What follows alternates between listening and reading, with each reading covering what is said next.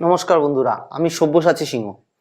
আজকের পর্বে এমন একটি সিরিয়াস ব্যাপার নিয়ে আলোচনা করতে চলে এসেছি, যা বাংলাদেশ তথা আমাদের ভারতবর্ষের জন্য খুবই গভীর একটি বিষয়।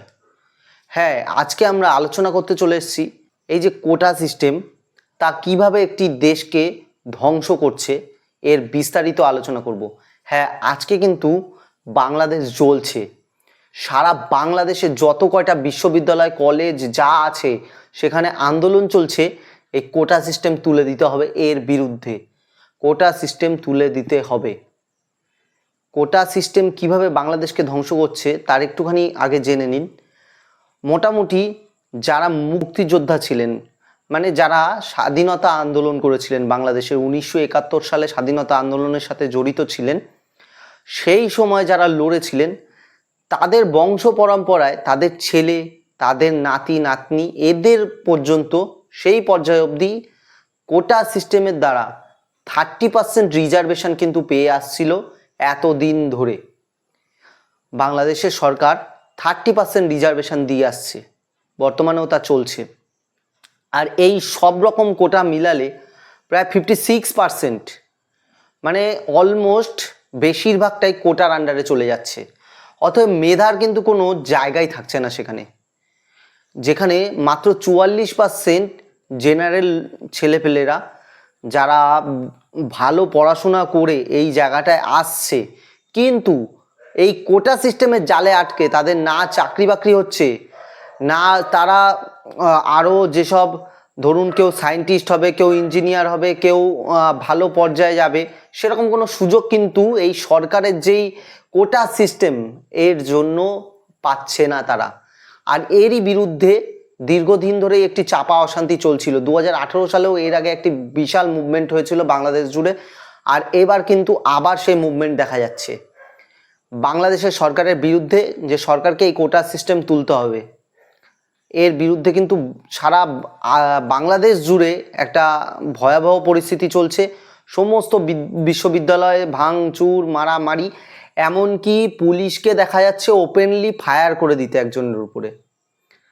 যতটা সম্ভব রংপুর বিশ্ববিদ্যালয়ের ঘটনা, বিশ্ববিদ্যালয় চত্বরে ঘটনা, তাকে রংপুর যখন মেডিকেল কলেজে নিয়ে যাওয়া হয় সেখানে তাকে মৃত ঘোষণা করা হয়।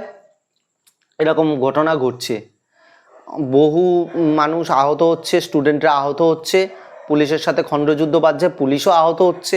এবার মেন কথা হলো যে বাংলাদেশে তো এত অশান্তি চলছে, এই নিয়ে আমাদের মাথা ব্যথাটা কী? হ্যাঁ, অবশ্যই মাথা ব্যথা আছে।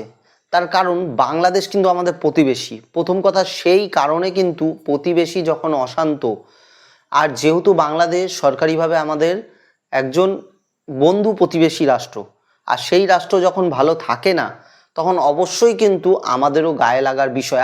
বাংলাদেশ জ্বললে কিন্তু আমাদের দেশের জন্য সেটি সমস্যার বিষয়। তার কারণ প্রতিবেশী বন্ধু রাষ্ট্র যদি খারাপ থাকে তাহলে কিন্তু মোটেই আমাদের জন্য সেটি ভালো বিষয় না। এছাড়াও কিন্তু আর একটা বড় বিষয়ের মধ্যে রয়েছে। হ্যাঁ, এই কোটা সিস্টেম যে শুধু বাংলাদেশকেই ধ্বংস করছে তা কিন্তু একেবারেই নয়, একেবারেই নয়। তার কারণ আজকের ভারতবর্ষে দাঁড়িয়ে আপনি যদি দেখেন তাহলে বর্তমানে দাঁড়িয়ে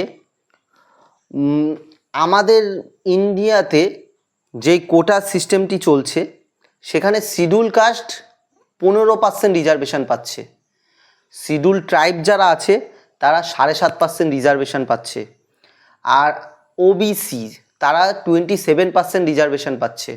এছাড়া ইকোনমিকার উইকার সেকশন যেটা আছে, যেটি 2019 সালে নতুনভাবে তৈরি করা হয়, তারা পাচ্ছে 10% রিজার্ভেশন।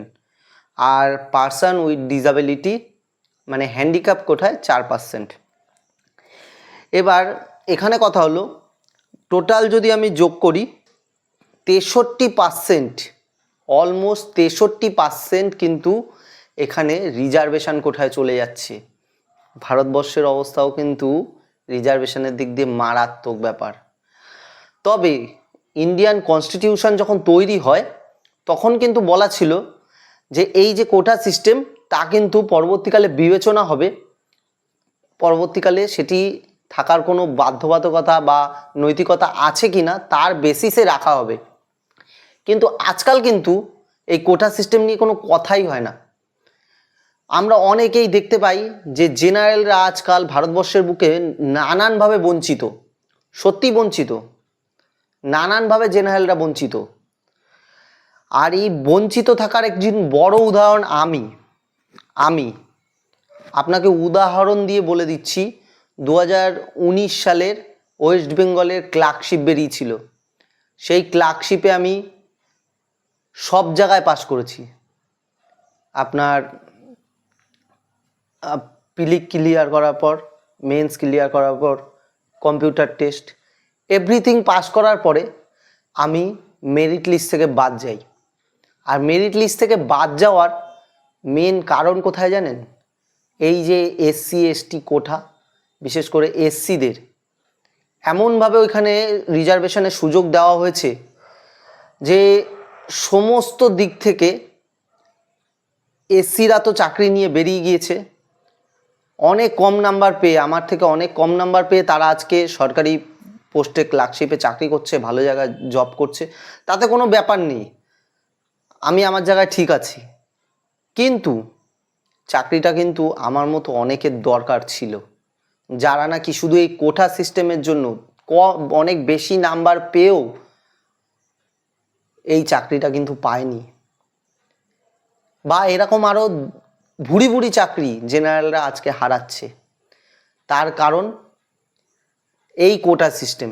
জেনারেলরা আজকে পুরোপুরি একেবারে কি বলবো নিঃসঙ্গ। তার কারণ হলো এই ব্যাপারে সরকারের কোনো মাথা ব্যথা নেই। ভোট ব্যাংকের স্বার্থে কিন্তু এতে কেউ হাত দেওয়ার চেষ্টা করে না। কোনো সরকার ভোট ব্যাংকের স্বার্থে এই কোটা সিস্টেমে হাত দেওয়ার চেষ্টা করে না। কত শিডিউল কাস্ট বন্ধু, আমি মানে কখনো মাথায় আসে না যে ও শিডিউল কাস্ট, ওর সাথে মিশবো না, এরকম কোনো কিছু মাথায় আসে না। কারণ সেই পরিস্থিতিটা নেই ভারতবর্ষের। এখন এই সিস্টেম চেঞ্জ হওয়া দরকার, ভারতবর্ষেও এখন এই সিস্টেম চেঞ্জ হওয়া দরকার। কারণ জেনারেলরা যেভাবে অর্থনৈতিকভাবে দিন দিন পিছিয়ে পড়ছে, হ্যাঁ আপনি বলতে পারেন ইকোনমিক্যালি উইকার সেকশন জেনারেলদের জন্য করা হয়েছে, কিন্তু সেইটা একবার বলুন তো, সেই সার্টিফিকেট কি সবাই পাচ্ছে? সেই সার্টিফিকেট পেতে গেলে যত সিস্টেম, যত প্রকারভেদ আছে, সবাই কি সেই সিস্টেমের মধ্যে যেতে পারে? অনেক কিছুই দাবি দেওয়া আছে সেখানে, সেগুলো পূরণ না করতে পারলে সেই সার্টিফিকেট আসে না। আর যদিও আসলো, তারপরে যেই জেনারেলরা পড়ে থাকলো, তাদের খোঁজ খবর কে নিতে যাচ্ছে? সবার চাকরি দরকার, সবার আজকের দিনে একটা ভালো মতো বেঁচে থাকার সম্বল দরকার। কিন্তু এই কোটা সিস্টেম সেটিকে ধ্বংস করে দিচ্ছে। হ্যাঁ, কোটা সিস্টেম শুধু বাংলাদেশকে ধ্বংস করছে না, ভারতবর্ষকেও ধ্বংস করছে।